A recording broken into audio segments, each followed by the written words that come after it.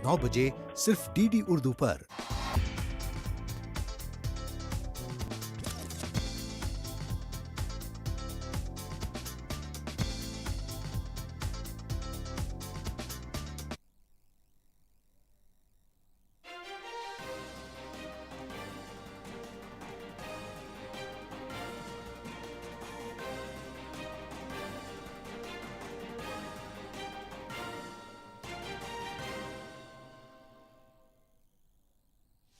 महाराष्ट्र में महाविकास अघाड़ी की हुकूमत गिरी। वजीर आला उद्धव ठाकरे ने फ्लोर टेस्ट से पहले ही दिया इस्तीफा। महाराष्ट्र के साबिक वजीर आला और बीजेपी लीडर्स देवेंद्र फडणवीस ने बीजेपी एमएलएज और आजाद अरकान असेंबली से की मुलाकात।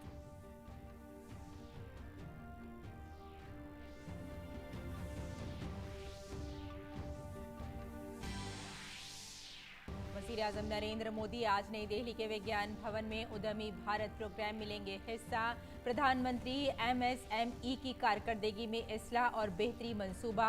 पहली बार के एमएसएमई पर बरामदकारों की सलाहियत साजी स्कीम और प्रधानमंत्री रोजगार सृजन कार्यक्रम की नई खुसूसियात का आगाज समेत कई प्रोग्रामों में करेंगे शिरकत।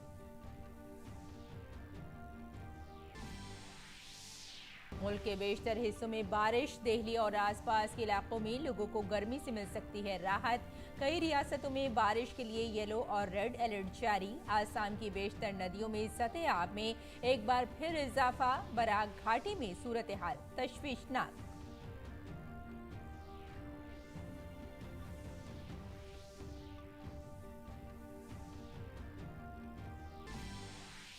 जम्मू कश्मीर में श्री अमरनाथ जी यात्रा का आज से आगाज। यात्रियों की पहली खेप बालटाल और पहलगाम से पवित्र गुफा के लिए रवाना।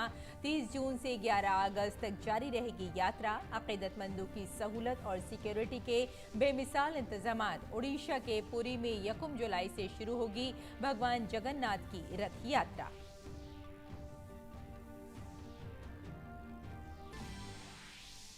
फ्रांस की खुसूसी अदालत ने 2015 के दहशतगर्दाना हमलों में मुलव्विस 20 अफराद को करार दिया मुजरिम। हमले में पेरिस में 130 अफराद हुए थे हलाक। वाहिद जिंदा बच जाने वाला हमलावर सलाह अब्दुल सलाम को उम्र कैद की सजा। पेरोल का कोई इम्कान नहीं।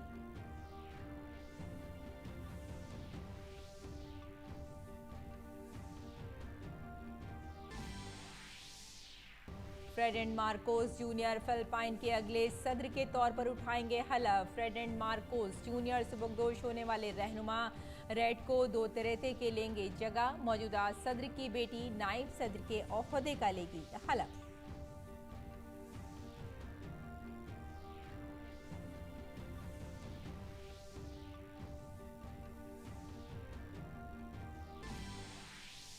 और विंबलडन में दिफाई चैंपियन नोवाक जोकोविच की शानदार कारकर्दगी। तीसरे दौर में हासिल की रसाई। एंडी मरे और इमार्दो कानो दूसरे दौर में शिकस्त से 2-4 टूर्नामेंट से हुए बाहर।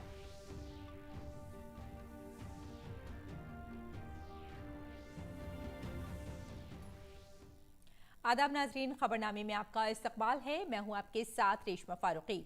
आइए तफसील से अब खबरों पर नजर डालते हैं। महाराष्ट्र में गुज़िश्ता कई दिनों से जारी सियासी हलचल के बाद बिलाखिर वज़ीर आला उद्धव ठाकरे ने फ्लोर टेस्ट से कबल इस्तीफा दे दिया है। उन्होंने बुध की शाम गवर्नर भगत सिंह कोश्यारी को अपना इस्तीफा सौंपा। इससे कबल सुप्रीम कोर्ट ने महाराष्ट्र कानून साज असेंबली में जुमेरात को होने वाले फ्लोर टेस्ट पर रोक लगाने से इनकार कर दिया। गवर्नर के हुक्म के मुताबिक फ्लोर टेस्ट जुमेरात को ही होना था। ताहम अदालत ने कहा कि शिवसेना के बागी मेंबरान असेंबली की नाअहली के मामले में सुप्रीम कोर्ट का हतमी फैसला फ्लोर टेस्ट के नताइज पर कारगर साबित होगा। अदालत उज़्मा नाअहली के मुकदमे की समाअत 11 जुलाई को करने वाली है।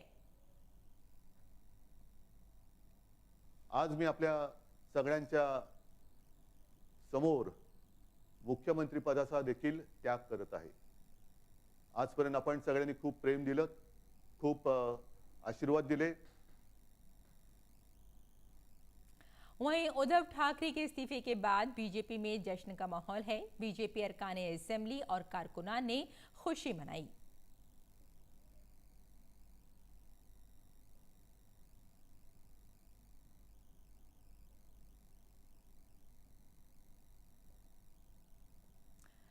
साबिक वजीर आला और बीजेपी लीडर देवेंद्र फडणवीस रियासती बीजेपी के सरबराह चंद्रकांत पाटिल और पार्टी के दीगर रहनुमाओं के साथ मुंबई के ताज होटल में कानून साज पार्टी की मीटिंग की। दरियासना महाराष्ट्र के आजाद एमएलए रवि राणा ने कहा है कि वजीर आला को पहले ही इस्तीफा दे देना चाहिए था। उनकी बंद मुट्ठी में जो ताकत थी वो बेनकाब हो गई है। मुख्यमंत्री ने इस्तीफा पहले ही देना चाहिए था, क्योंकि आज जो उनकी बंद मुट्ठी में भी जो ताकत थी वो पूरी खुल गई है। जहाँ पे हिंदुत्व के विचार छोड़ के कांग्रेस के विचारों पे मुख्यमंत्री चल रहे थे, और जो शिवसेना का एकनाथ शिंदे जी का जो गठ है, जो बाला साहब और हिंदुत्व को आगे ले जाने वाला था, उस गठ ने आज जो विद्रोह किया है, बाला साहब के विचार कायम रखने के लिए विद्रोह किया। अभी देवेंद्र फडणवीस जी मुख्यमंत्री बनेंगे, जो महाराष्ट्र की आम जनता, किसान, सर्वसामान्य जनता सभी चाह रही है कि देवेंद्र फडणवीस मुख्यमंत्री बनना चाहिए। अगली खबर की तरफ रुख करते हैं। वजीर आजम नरेंद्र मोदी आज सुबह तकरीबन 10:30 बजे नई दिल्ली के विज्ञान भवन में एंटरप्रेन्योर इंडिया प्रोग्राम में शिरकत करेंगे। तकरीब के दौरान वजीर आजम MSME कारकर्दगी को बेहतर बनाने और इसे रफ्तार देने की स्कीम रैंप, पहली बार के MSME बरामद कुनंदगान की सलाहियत साजी CBFTE स्कीम और प्रधानमंत्री रोजगार सृजन कार्यक्रम PMEGP की नई खुसूसियात का आगाज भी करेंगे। वजीर आजम 2022-23 के लिए PMEGP के मुस्तफिदीन को डिजिटल तौर पर इमदाद मुंतकिल करने के साथ साथ MSME आइडिया हैकाथॉन 2022 के नताइज का ऐलान करेंगे। वजीर आजम नेशनल MSME अवार्ड्स 2022 तकसीम करेंगे और self reliant India SRNI fund में 175 MSMEs में डिजिटल इक्विटी सर्टिफिकेट भी जारी करेंगे। वजीर आजम तकरीबन 6,000 करोड़ रुपए के अखराजात के साथ MSME परफॉर्मेंस में बेहतरी और तेजी रैंप स्कीम का आगाज करेंगे। इसका मकसद मौजूदा MSME स्कीमों के असरात को बढ़ाने के साथ साथ रियासतों में MSMEs के नफाज की सलाहियत और कवरेज में इजाफा करना है। वजीर आजम पहली बार MSME एक्सपोर्टर्स CBFTE स्कीम की सलाहियत साजी का आगाज करेंगे, जिसका मकसद MSMEs को आलमी मार्केट के लिए बैनुल-अक़वामी मेयार की मसनूआत और खदमात पेश करने की तरगीब देना है।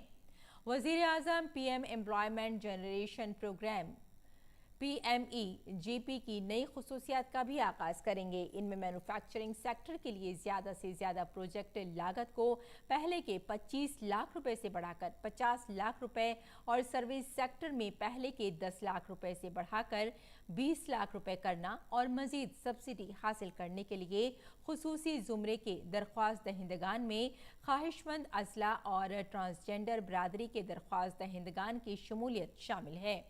तकरीब के दौरान वजीर आजम MSME आइडिया हैकाथॉन 2022 के नताइज का भी ऐलान करेंगे। 10 मार्च 2022 को शुरू होने वाले हैकाथॉन का मकसद अफराद की तख्लीकी सलाहियतों को फ़रोग़ देना और उनकी मुआवनत करना, MSMEs के दरमियान जदीद तरीन टेक्नोलॉजीज़ को अपनाना और इख्तरा को फ़रोग़ देना है। वज़ीर आज़म नेशनल MSME अवार्ड्स 2022 भी तकसीम करेंगे। ये अवार्ड भारत के मजबूत MSME शोबे की तरक्की में शानदार कारकर्दगी के लिए MSMEs रियासतों, मरकज़ के ज़ेर इंतज़ाम इलाक़ों, ख्वाहिशमंद अजला और बैंकों के ताउन को तस्लीम करता है। और अब बात करते हैं असम की। पीर की शाम से मुसलसल हो रही बारिश की वजह से असम में बुध को भी सैलाब की सूरत हाल जूं की तूं बनी रही। बारिश की वजह से सैलाब और लैंडस्लाइडिंग से मामूलाती ज़िंदगी बुरी तरह मुतासिर हुए हैं। इसके साथ ही बेशतर नदियों की सतह बढ़ रही है। ब्रह्मपुत्र नदी जोरहाट और तेजपुर में खतरे के निशान से ऊपर बह रही है। बराक वादी में सूरत हाल तशवीशनाक है। कई इलाके अब भी ज़ेर-ए-आब हैं। दरियाए बराक के साथ साथ कुशियारा नदी भी खतरे के निशान से ऊपर बह रही है। मुसलसल बारिश की वजह से कई मकानात और सड़कों को नुकसान पहुंचा है। Assam state disaster management authority की ताज़ा तरीन रिपोर्ट के मुताबिक रियासत के 26 अजला में अब तक 31,54,000 से ज्यादा लोग सैलाब से मुतासिर हुए हैं। इसके साथ ही गुज़िश्ता 24 घंटों में सैलाब और लैंडस्लाइडिंग से एक बच्चे समेत 12 अफराद हलाक हो गए हैं। 91,249 हेक्टेयर ज़रई अराजी अब भी पानी में डूबी हुई है। इसके साथ ही सैलाब से मुतासिरा गांवों की तादाद 2,675 है। 3,12,000 से ज्यादा लोगों ने 840 रिलीफ कैंपों में पनाह ले रखी है। भारतीय फौज, एनडीआरएफ, एसडीआरएफ और मकामी पुलिस लोगों को सैलाब से बचाने के लिए जंगी पैमाने पर काम कर रही है। ये टीमें मुख्तलिफ मकामात पर फंसे लोगों को सैलाब से बाहिफाजत निकालने के लिए दिन रात काम कर रही हैं और लोगों को खाना, पानी और दीगर इमदादी सामान फराहम भी कर रही हैं।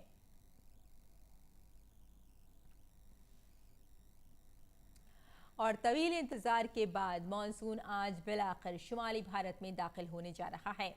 आज से बारिश की बूंदें गर्मी और नमी से परेशान लोगों को राहत देने वाली हैं। महकमा मौसमियात के मुताबिक दिल्ली और इससे मुल्हक़ा इलाकों में बारिश का इम्कान है। तेज़ हवाओं के साथ हल्की से दरमियानी बारिश होगी। भारतीय महकमा मौसमियात के मुताबिक मानसून अपनी मुकर्रर रफ्तार से आगे बढ़ रहा है और शुमाली भारत की बेशतर रियासतों तक पहुंच चुका है। इसीलिए आज से दिल्ली एनसीआर में भी बारिश का मौसम शुरू होने वाला है। दिल्ली में आज ज़्यादा से ज़्यादा दर्जा हरारत 34 डिग्री और कम से कम दर्जा हरारत 27 डिग्री रहने का इम्कान है। माहिरीन मौसमियात ने पेशगोई की है कि मानसून आज या कल दिल्ली में दस्तक दे सकता है। दिल्ली में मानसून की आमद का वक्त 27 जून था। माहिरीन मौसमियात के मुताबिक इस साल केरल में जुनूब मगरबी मानसून की आमद वक्त से 3 दिन पहले थी। इस वक्त मानसून के हालात साजगार थे और मानसून हवाएं तेजी से चल रही थीं। इसी की वजह से यह अंदाज़ा लगाया गया था कि मानसून पहले पहुंच सकता है। महकमा मौसमियात का कहना है कि जुनूब मगरबी मानसून के 6 जुलाई तक पूरे मुल्क में पहुंचने का इम्कान है। मुल्क के बेशतर हिस्सों में मानसून ने दस्तक दे दी है और बारिश का सिलसिला जारी है। भारत के महकमा मौसमियात के मुताबिक मानसून के आगे बढ़ने के लिए हालात साजगार बने हुए हैं। 30 जून और 1 जुलाई के दरमियान मानसून राजस्थान के कुछ हिस्सों और मध्य प्रदेश के बाकी हिस्सों, पूरे उत्तर प्रदेश, हिमाचल प्रदेश, उत्तराखंड, जम्मू कश्मीर, पंजाब, हरियाणा और चंडीगढ़ के कुछ हिस्सों और पूरी दिल्ली को अपने अहाते में ले लेगा। इसके साथ ही उत्तराखंड समेत कई रियासतों में शदीद बारिश की वार्निंग भी जारी की गई है। इसके साथ ही आज आंधी, तूफान और गरज के साथ शदीद बारिश के आसार हैं। मशरक़ी राजस्थान में आज और कल मूसलाधार बारिश का इम्कान है। भारतीय महकमा मौसमियात ने पेशगोई की है कि बहरे अरब, उड़ीसा और खलीज बंगाल तक समुद्र से साहिल की तरफ तेज़ हवाओं की वजह से शदीद बारिश का इम्कान है। महकमा मौसमियात ने उत्तराखंड, हिमाचल प्रदेश, उत्तर प्रदेश और राजस्थान में आइंदा 2 दिनों में मूसलाधार बारिश की वार्निंग जारी की है।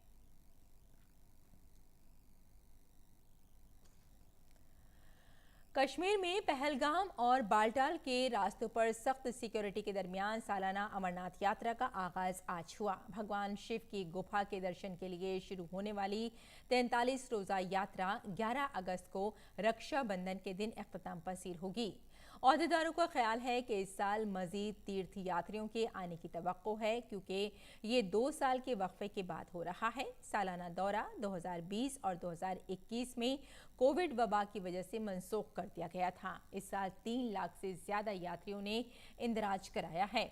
इस साल अकीदतमंदों की तादाद 6 लाख से ज्यादा होने का इम्कान है। लेफ्टिनेंट गवर्नर मनोज सिन्हा ने कल जम्मू शहर के भागवती नगर में 20 कैंप से पहलगाम और बाल्टाल की तरफ यात्रियों के पहले दस्ते को झंडी दिखाकर रवाना किया। तीर्थ यात्रियों को रवा साल, लंगर, मेडिकल, मवासलात और सफाई सुथराई की सहूलियात फराहम की जाएंगी। श्री अमरनाथ जी श्राइन बोर्ड के सीईओ अवंती शोर कुमार ने कहा कि अकीदतमंदों को नकलो हरकत और निगरानी के लिए रेडियो फ्रिक्वेंसी की शिनाख्त फराहम की जाएगी। और मुल्क में वैक्सीनेशन मुहिम तेज रफ्तार से जारी है। कोविड वबा के खिलाफ सबसे मौसर हथियार के तौर पर शुरू की गई वैक्सीनेशन मुहिम के तहत मुल्क में अब तक 197 करोड़ 60 लाख से ज़्यादा वैक्सीन की खुराकें दी जा चुकी हैं। कल शाम 7 बजे तक 12 लाख से ज़्यादा वैक्सीन लगाई गई। टीकाकारी मुहिम मुल्क में कोविड से लोगों के तहफ़्फ़ुज़ का एक अहम ज़रिया है और इसकी आला सतह पर निगरानी की जा रही है।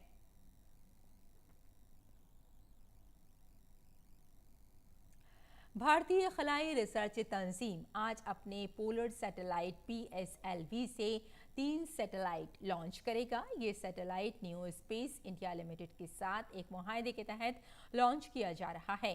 PSLV C523 सतीश धवन खलाई मरकज श्रीहरिकोटा से कल शाम 6:02 पर लॉन्च किया जाएगा।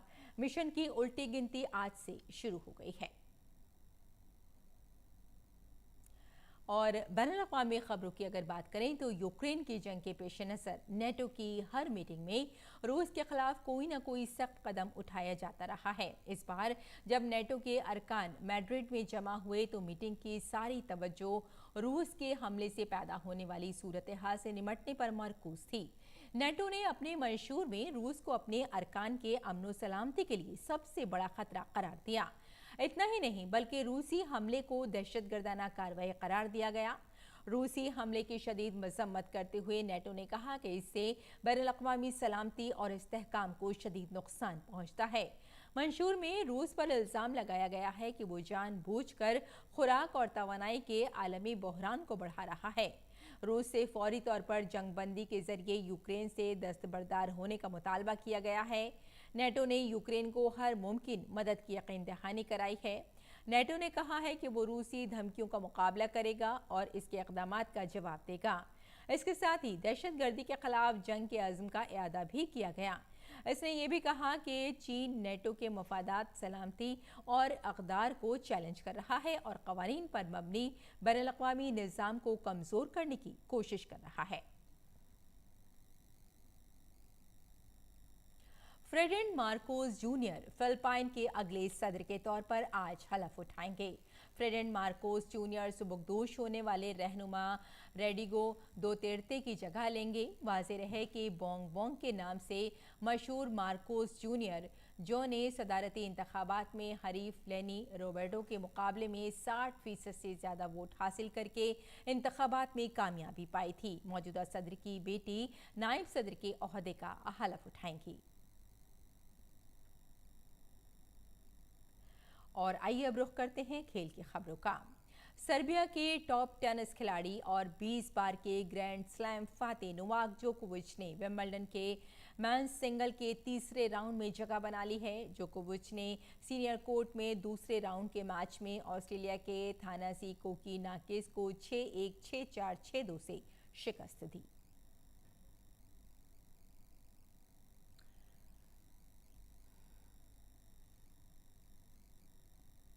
नॉर्वे के नंबर 3 से टेनिस खिलाड़ी का सुपर रोड विंबलडन के मैन सिंगल्स मुकाबले में शिकस्त का सामना करना पड़ा है। इवेंट के दूसरे राउंड में कास्पर रूड की आलमी नंबर 112 योगो हैम्बर्ट के हाथों 3-6, 6-2, 7-5, 6-4 से शिकस्त का सामना करना पड़ा। बरतानवी टेनिस खिलाड़ी 35 बरस की एंडी मरे को मर्दों के सिंगल्स के दूसरे दौर में शिकस्त का सामना करना पड़ा है। उन्हें अमेरिकी टेनिस खिलाड़ी जॉन इंसर ने 6-4, 7-6, 6-7, 6-4 से शिकस्त दी।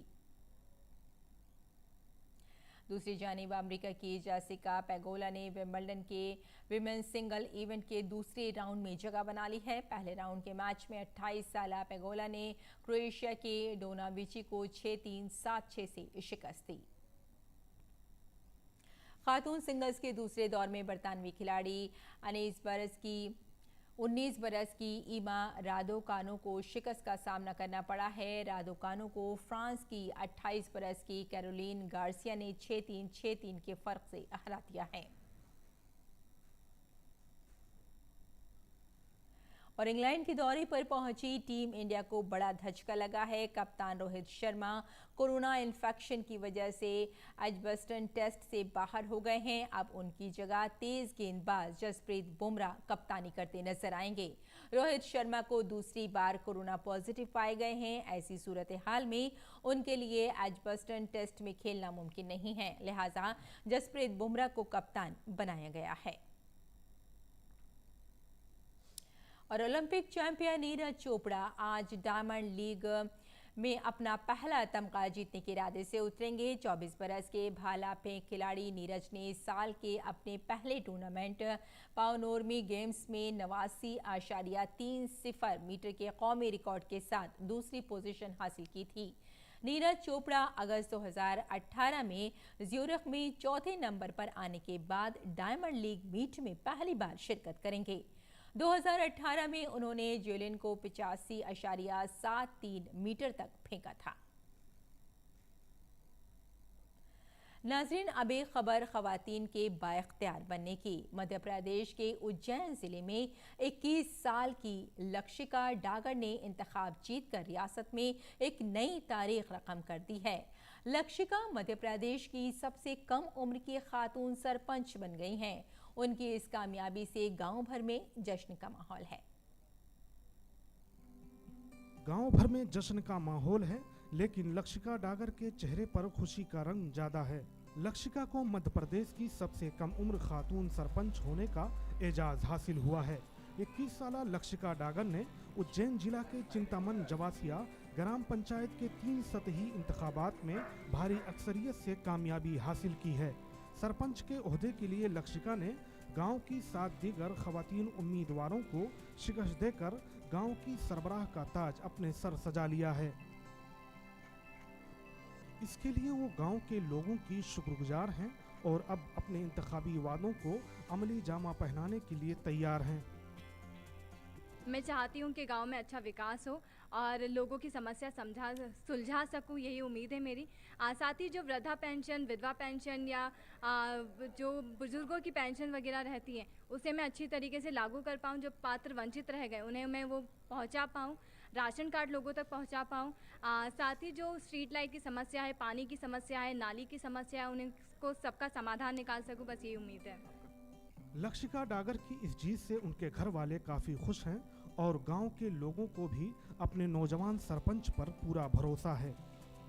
मुझे बहुत खुशी हो रही है कि मेरी भांजी लक्षिका डागर सरपंच पद पर चुनाव जीती हैं और वो विजय हुई है, अच्छे मतों से विजय हुई है।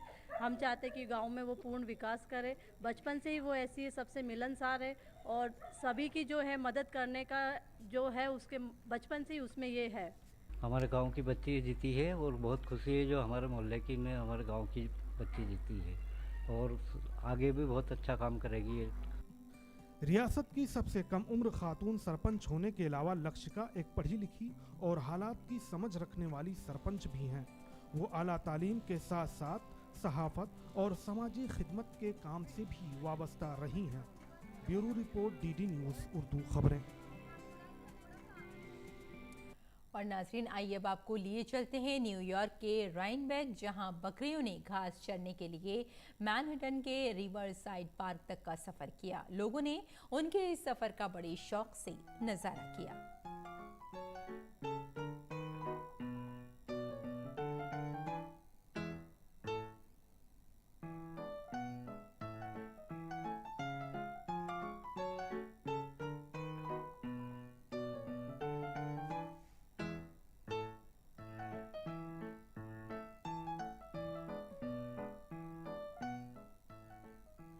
और आइए अब जान लेते हैं कि मौसम का मिजाज क्या है।